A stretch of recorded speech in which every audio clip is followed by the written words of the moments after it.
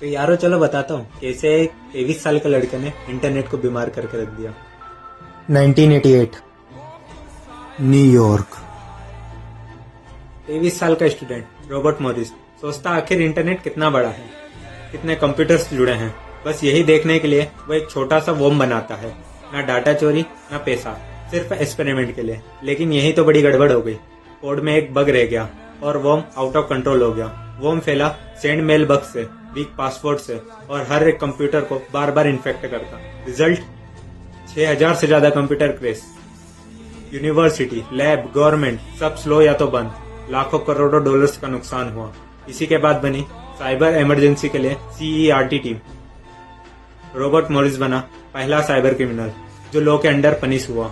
एक छोटी सी क्यूरियोसिटी ने साइबर सिक्योरिटी को जन्म दे दिया। याद रखना, इंटरनेट पावरफुल है लेकिन केयरलेस के लिए डेंजरस भी। Thank you.